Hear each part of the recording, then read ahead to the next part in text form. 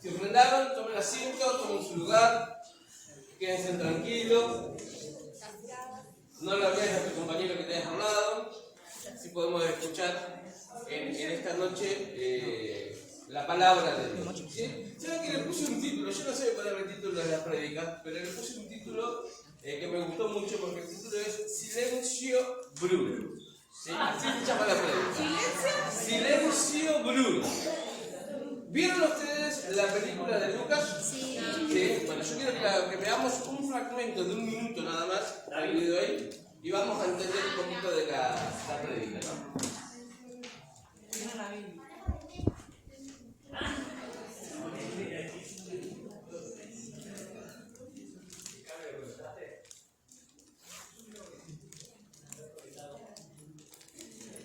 Es muy importante que se escuche para que podamos entender.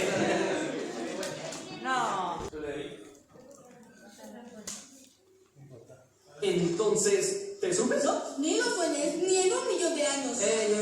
Ya vi el problema. Tienes un Bruno en la cabeza. ¿Un Bruno? Sí, también lo escucho a veces. Es simple. No escuches al torpe de Bruno. ¡Cállalo! Dile silencio, Bruno. Silencio, Bruno. ¡Fuerte! ¡Silencio, Bruno! Silencio, Bruno. ¡Silencio, Bruno! Silencio, Bruno. ¿Todavía lo oyes? ¿No? ¡Solo a ti! Bien. Ahora agárrate. ¡Atención!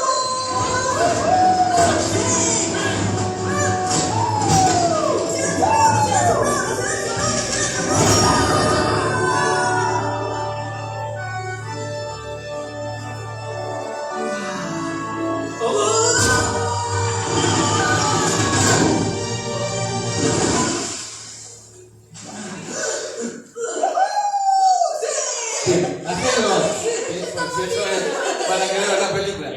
¿Vieron la película o no? Sí. ¿Saben que Bruno, el torpe de Bruno, le dicen son los pensamientos o es la voz interior que nosotros tenemos que nos dice lo que no podemos hacer o las limitaciones que nosotros tenemos? ¿Saben que hay algo que a nosotros nos acompaña todos los días que son los pensamientos recurrentes? ¿Qué es Bruno? ¿Qué es un pensamiento recurrente? Es un pensamiento que se instala en nuestra cabeza y que nos acompaña el resto del día. Y el pensamiento recurrente dicen que nos absorbe más del 90% de las energías que nosotros tenemos diariamente.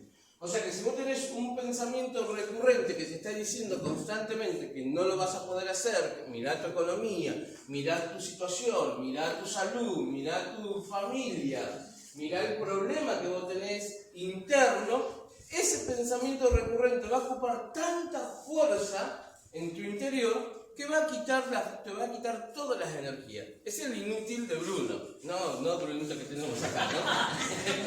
Es el de la película que dice, es ese pensamiento, esa voz interior, ¿no? Y por eso uno de los personajes le decía, hablale a tu voz, esa voz interior, y decirle, ordenale, silencio Bruno, ¿no? ¿La escuchás? No la escucho, le dice, hasta que esa voz desaparezca.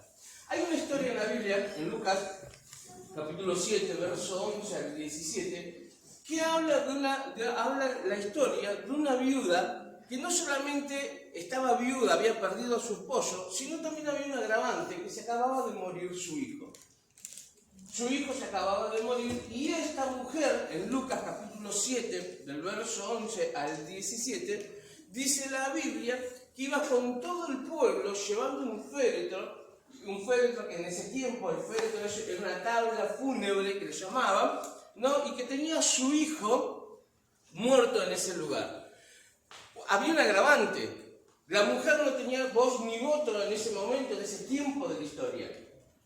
La mujer dependía pura y exclusivamente de su marido.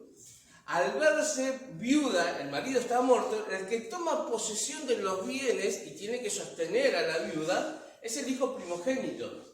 Ahora, no dice la Biblia cuánto tiempo llevaba viuda, no dice que estaba muerto, que su marido había muerto. Se le había muerto el único sustento social que ella tenía. La única posibilidad de vida que tenía esta mujer era convertirse en indigente. No tenía posibilidad de vivienda, no tenía posibilidad de volver a formar una familia, no tenía posibilidad absoluta de nada. La única posibilidad de vivir era siendo indigente. Llevaba, junto con todo el pueblo, dice que llevaba el féretro, su hijo muerto. Ahora vos imaginate los pensamientos recurrentes de esta mujer. Al principio había dicho algo. ¿Cuáles eran? ¿Qué podés pensar? ¿Qué iba pensando esta mujer? Llevando, no solamente había un agravante, que era viuda y se le murió el hijo, sino que todo lo que iba a acontecer en su futuro, en su vida social, ¿no? Y de la gente que estaba en ese lugar, lo que acompañaban el féretro. Habrán pensado, no, pobre mujer, ¿qué será de su vida? Cuando pasa algo grave, nosotros vemos algo en la tele que nos llama la atención, enseguida se nos instala un pensamiento, ¿no? Y ese pensamiento empieza a generar una carga emotiva. Nos agarra angustia, nos agarra felicidad, nos agarra alegría o ansiedad, pero algo nos pasa cuando un pensamiento se instala en nuestra cabeza. Vos imaginate los pensamientos de esa mujer. Hace unos años atrás, esta historia me impactó. Yo tenía más o menos 14 años, ¿no? Y leo en un tratado la historia de esto que decía así: una caravana sale lentamente de la ciudad antigua, llevan un féretro, llanto y dolor cierran las gargantas, las cabezas bajas, los ojos brillantes, las manos crispadas parecen encrespar el más allá. Un calcinante sol azota las espaldas, pero nadie lo siente. Es que hoy la muerte ha tocado una puerta diferente. Hoy están enterrando un pedazo de futuro, porque el que yace en el féretro es un joven. Juventud, decía el tratado, siempre ha sido sinónimo de fuerza, fuerza transformadora que busca abrirse pasos por caminos inexplorados a un destino mayor y diferente de sus mayores. Todas las juventudes de todos los tiempos han sido iguales, todas quisieron construir algo, todas han roto con algo. El que no siente el deseo de un mundo diferente está perdido. Me impactó tanto que me lo grabé en mi memoria. Grabé esta historia, me imaginé esa caravana saliendo de la ciudad antigua. Ahora, para meternos un poco en la historia de esta mujer, Lucas arranca el capítulo 7 hablando de que Jesús estaba en Capernaum y había sanado al siervo del centurión. Al día siguiente, dice la Biblia en cursiva, no agregado al texto, él se va para Naín, necesitaba ir a Naín. Y dice la Biblia que él iba con una multitud, después lo van a leer en su casa, Lucas capítulo 11, del verso 7 al 17, del verso 11, perdón, al 17, dice la Biblia que Jesús sale con sus discípulos y una gran multitud hacia Naín. Para que podamos entenderlo y meternos un poco en la historia, Capernaum quedaba acá y Naín quedaba más o menos subiendo la montaña, ¿no? Unos 250 kilómetros, más o menos, dice, para tener un contexto. Naín estaba alejado del pueblo de todas las rutas principales del lugar. Era un pueblo metido en medio de la montaña, o sea que para que Jesús llegara a Naín, tuvo que recorrer y tuvo que haber salido por la noche, a la madrugada, para llegar al otro día a esa ciudad. Lo único que unía a Naín con Capernaum, con la ciudad principal, era solo un camino al costado, a la vera del camino, solo un caminito angostito, ¿no? Que llevaba cuesta arriba, que llevaba hasta donde estaba Naín. Jesús tuvo que haber salido aproximadamente por la madrugada un día anterior. Pero hay algo en particular. Dice que Jesús con sus discípulos y toda la multitud iban alegres, estaban contentos.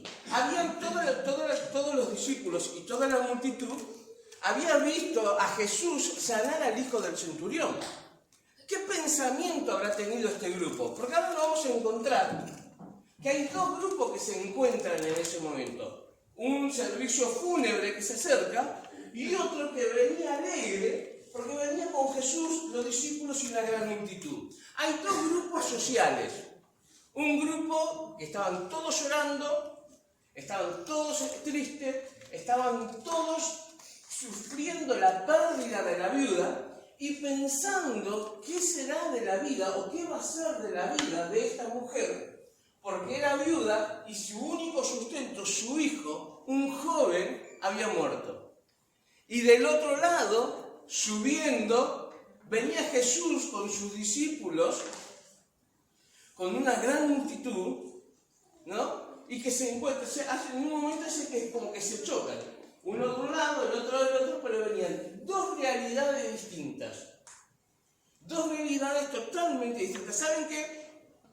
Haciendo un paréntesis de esto, cuando uno trabaja con chicos de la calle, con chicos de una villa de emergencia y todo lo demás, para hacerlos cambiar el contexto social o la idea que tienen en la cabeza para que tengan un poquito de visión de futuro, uno tiene que cambiar de un contexto social al otro. Entonces, cuando nos pasó a nosotros, cuando salimos de nuestra casa teníamos una idea, una idea de una realidad social que fue lo que nos implantaron.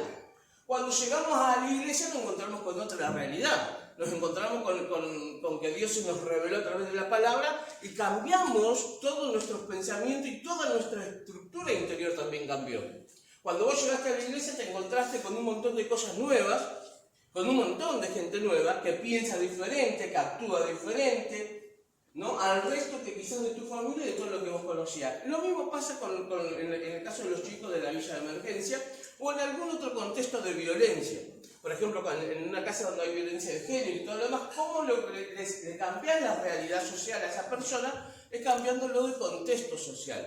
O sea, que tenga, en este caso, por ejemplo, en la villa de emergencia es muy común ver a los chicos viviendo en ranchitos y con el piso de tierra, ¿no? Entonces, cuando vos lo cambiás a un contexto social en la iglesia o en cualquier otra institución, vos lo cambiás de contexto social, el pibe ve que hay piso, que las paredes están revocadas, que hay más luz en el lugar, entonces le cambia el contexto social y le cambia también las perspectivas de futuro, la visión de futuro. Entonces ahora vos, con toda esta información, vos imaginate estos dos grupos sociales. Uno venía de una fiesta, había visto cómo Jesús estaba haciendo milagros. Incluso en el capítulo 7 de Lucas empieza a hablar de que Jesús sana al siervo del centurión.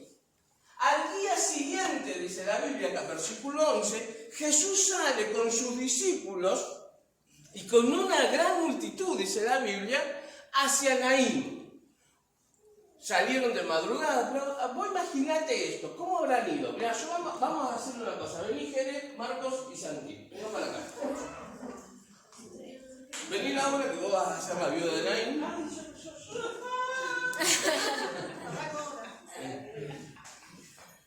Dani, andate con Laura. Enzo, vos también andate con Laura. ¿Me puedo matar? Tiaguito, vos también andate con Laura. Ahí. Hay que ¿No? llorar, Diego, hay que llorar. Uno de ustedes es Jesús, no sé. Uno es Jesús, ¿no? Pues imagínate, este lugar. Esto está todo de jolgorio, está todo de fiesta. Vienen de una clandestina. Tipo pandemia, ¿viste? Pero esto está bien de fiesta.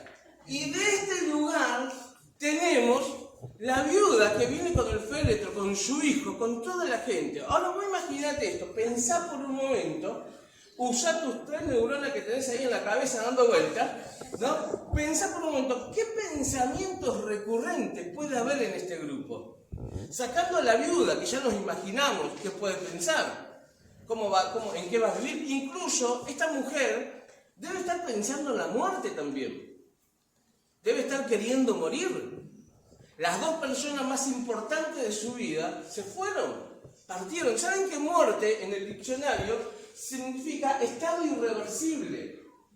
El estado es el estado de una persona irreversible. O sea, ¿qué quiere decir? Que es imposible, irreversible, que no se puede revertir. Es imposible que de esa situación de muerte si vuelva la persona. Es imposible.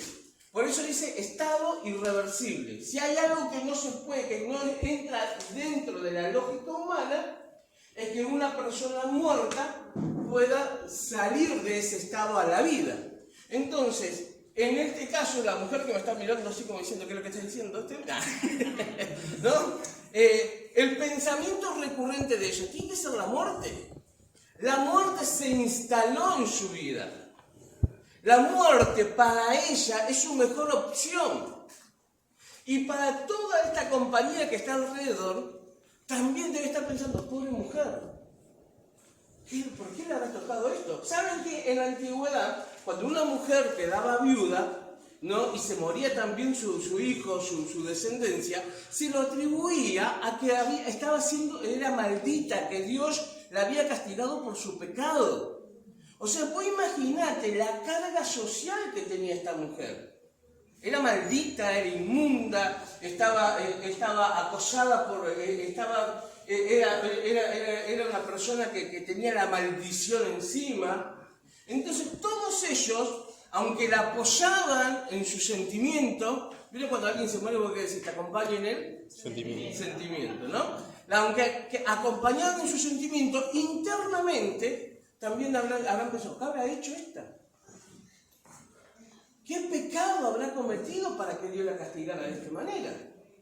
Ahora, mientras esto venía, por eso dice el relato que yo te leí, las manos crispadas parecen increspar el más allá. Un calcinante sol azota las espaldas, pero nadie lo siente. Porque hoy la muerte ha tocado una puerta diferente. Hoy están enterrando un pedazo del futuro. Porque el que yace en el féretro es un joven. Entonces todo eso estaba envolviendo esta situación. Pero de este lado venía otro grupo social. Venía gente pecadora, fea, gente pecadora, gente que había estado haciendo había estado en cualquiera, pero que Jesús los rescató. Y en algún momento de la vida de estos discípulos, Jesús se le acercó y lo único que le dijo fue: sígueme. Y esto que hicieron, lo agarraron y lo siguieron. Y en eso que le estaban siguiendo, le cambió el contexto social. Porque lo sacó de enredarse en las redes, de la mugre, del olor a pescado, de gastar plata en cosas que no tenían que gastar, de robarse dinero y de un montón de cosas. Lo sacó de ese lugar y lo llevó a ver una vida de milagro.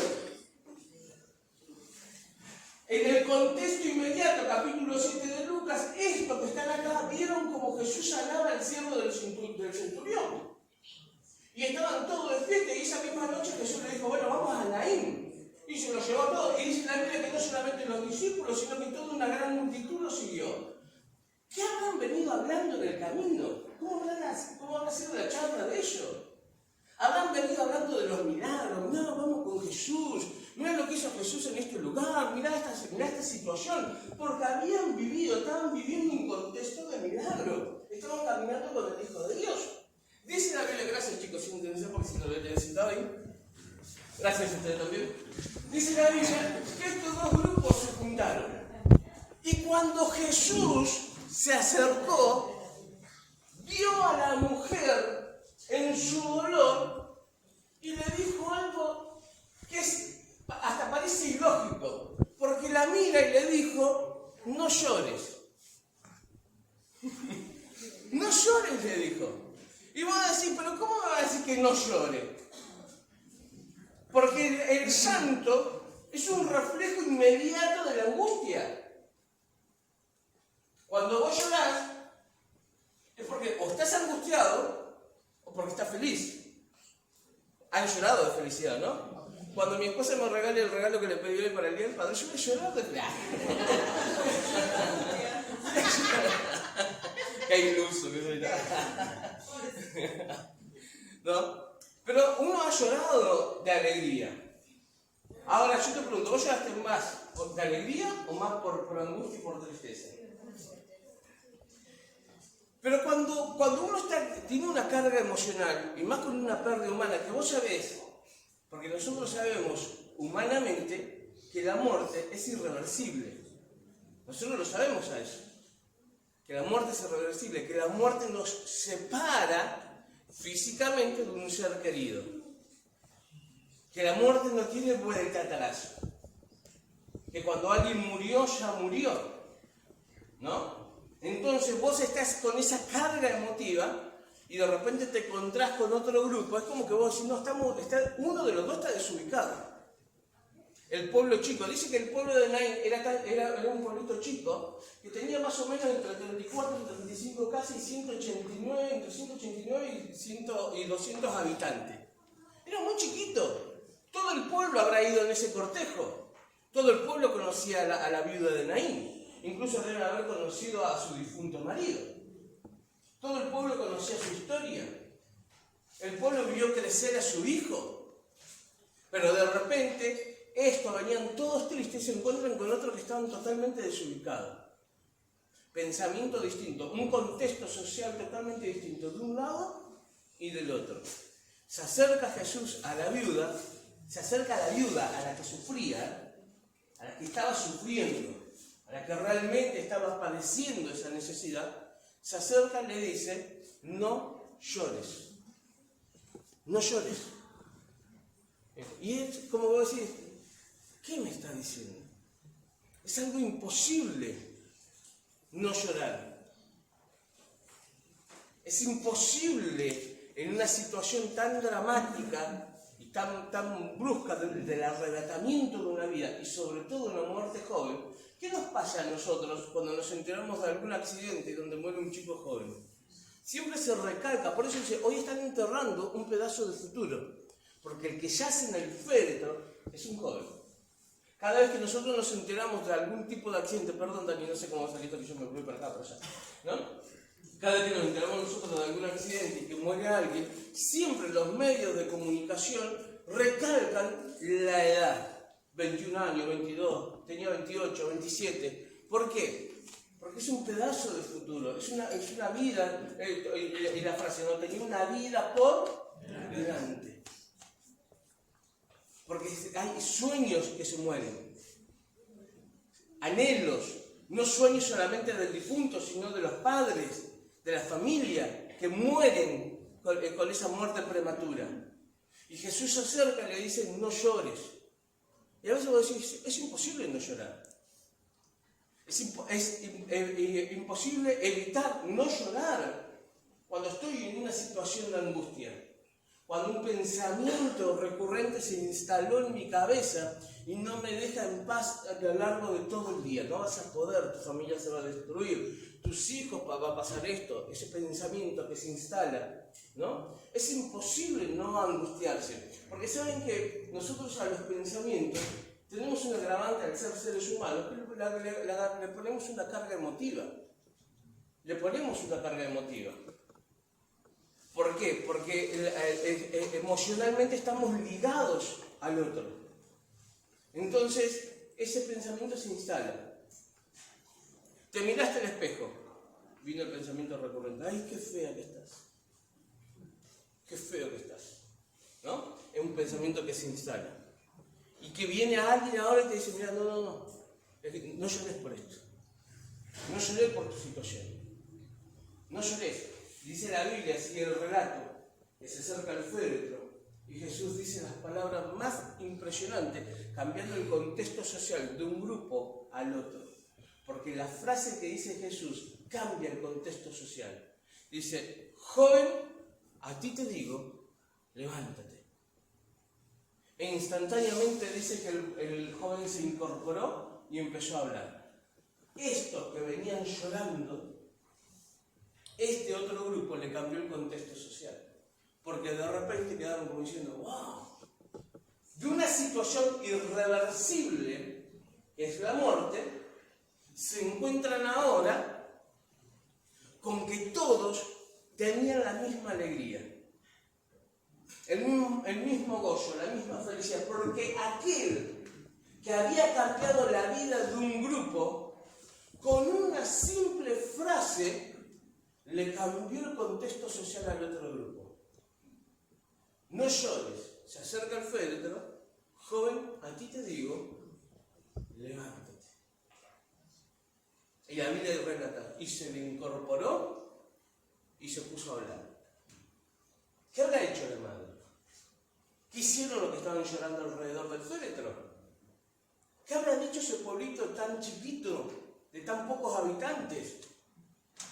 Que vieron cómo Jesús cambia el contexto social. Yo te dije una vez, a mí Jesús me cambió el contexto social. Cuando yo llegué a este lugar me cambió mi realidad social por otra realidad. Cada altar en el cual yo viví en este lugar fue Jesús cambiándome una realidad. La realidad es una construcción social. No es la misma mi realidad que tu realidad. Construimos la realidad de acuerdo a nuestras vivencias, a los valores y a lo que nos dieron.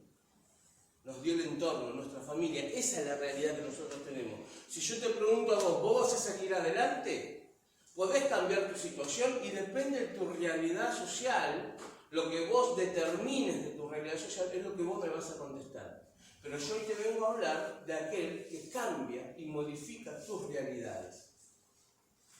Tu problema de salud, tu problema en la familia, tu problema con tu cuerpo,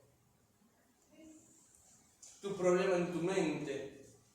Es aquel que cambia los pensamientos recurrentes. Lo podés hacer, lo podés lograr. Vamos que confío en vos. Vamos que hay otras oportunidades. Dios es un Dios de oportunidades continuas. Me encanta saber que Dios, cada vez que pensó en mí, pensó en todos mis fracasos también, pero Él nunca dejó de decir las mismas palabras o el mismo pensamiento que Él tenía sobre mi vida. Dios no pensó en todos los errores que a lo largo de los años cometió Juan. Él pensó del mismo momento de mi gestación, cuando estaba en el vientre de mi mamá gestándome, donde nadie sabía de la existencia de mi vida. Dios ya me conocía, Dios jugaba conmigo, Dios me miraba, Dios me hablaba, así como lo hizo con vos. Y en ese momento de tu gestación, lo que Dios pensó, no lo cambió ni lo modificó tus acciones o tus actitudes a lo largo de tu historia.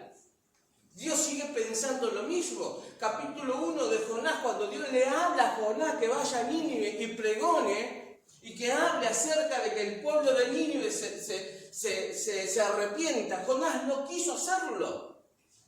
Porque Nínive era la capital del ejército sirio, era el ejército más cruel para el pueblo de Israel. Por eso no quiso ir Jonás. Dice la Biblia que él descendió a Tarsis. Y ahí en esa nave, cuando se estaba hundiendo, lo tiraron al mar y vino un pez muy grande, ¿no? Que todos pensamos que era una ballena, pero la Biblia no dice de la ballena. Pero se lo comió. Pero el capítulo 2, después en el capítulo 1 vemos, ¿no? que Jonás se arrepiente y el pez lo vomita. Y el capítulo 2 arranca el capítulo diciendo: vino palabra de Jehová por segunda vez a Jonás. Segunda vez. Y le dijo exactamente lo mismo que en el primer capítulo. Dios no cambia. Por más que Jonás se equivocó, por más que Jonás se rebeló contra Dios, la palabra de Dios no cambia. Dios es un Dios de oportunidades continuas. Segundas oportunidades, segunda chance. Tenemos posibilidad de revancha con Dios. Ponete de pie. Qué bueno saber que tenemos posibilidad de revancha. A veces nosotros damos todo por perdido. Pensamos que nos equivocamos y perdemos. Es verdad, cuando uno se equivoca pierde tiempo, pierde plata, pierde un montón de cosas. Pero pensamos nosotros que la pérdida es irreversible. ¿Qué es irreversible? Esto no tiene solución. Esto no tiene arreglo. ¿Sí? Esto no hay manera de solucionarlo. Hace unos días atrás hablaba con personas, ¿no? Y porque ya he cometido un horror, ¿no? Que cada vez que hablo por ahí, sin querer queriendo, dijo el chavo el otro día, y nombres, y no tengo que dar nombres, pero un error, ¿no? Entonces hablaba con personas, y cuando estaba hablando de algo que parecía irreversible, de una situación irreversible, nos damos cuenta que en el proceso del tiempo de Dios, el proceso de sanidad, el proceso de restauración, lo que parecía imposible y que era irreversible, Dios lo hizo posible. Dios lo hizo posible. Y esto le pasó a la viuda de Naín. ¿Quién le iba a decir en esa mañana en el pueblo: quédate tranquila, no llores, porque a tu hijo lo van a resucitar? No llores, no vayas con ese cortejo fúnebre, porque tu situación tiene otra historia, tiene otro final. veces nos hemos encontrado en esa, parece que es nuestra estocada final, ¿no? Ese golpe fatal que nos da el enemigo y que caemos por tierra y decimos, acá vamos a morir. Este es el fin de toda nuestra historia. Ese golpe tan certero, ¿no? Tan certero que da el enemigo, que caemos con esa fuerza, ¿no? Y nos desplomamos en el piso y decimos, acá morimos, acá se terminó todo. Y viene alguien, Dios utiliza a alguien para cambiarnos el contexto social. Y esa persona viene y se acerca y te dice, hey, a vos te digo, levantate. A vos te digo, levantate. Porque no es tu muerte, no vas a morir en esta. Hay tanto para hacer todavía. No, a vos te estoy diciendo, levantate. Levantate del lugar. Presentá pelea otra vez. Parate de mano. ¿Sí? Parate de mano, pero parate de mano con tu adversario, con tu enemigo. Con aquel que quiso destruirte, con aquel que te tiró el golpe certero. Ese golpe que te hizo pecar, que te hizo caer, que te hizo debilitarte, que te hizo ver que la familia ya se iba a destruir. Parate y pelea.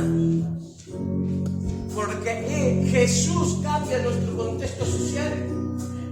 A vos te digo, levántate. Levántate. Levántate, levántate, levántate. Callá esa voz recurrente, ese pensamiento que se instala en tu cabeza. Callalo en el nombre de Jesús. Callalo. En el nombre de Jesús te callás. No te quiero escuchar más.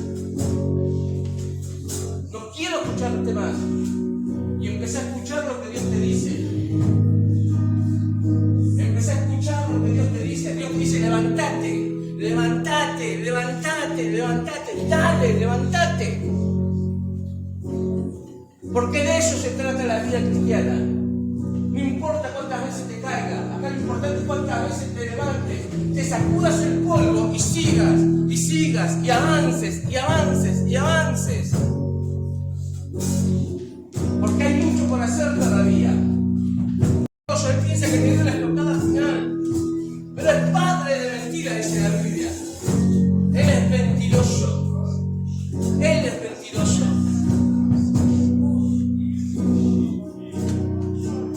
Padre de mentira, dice la Biblia.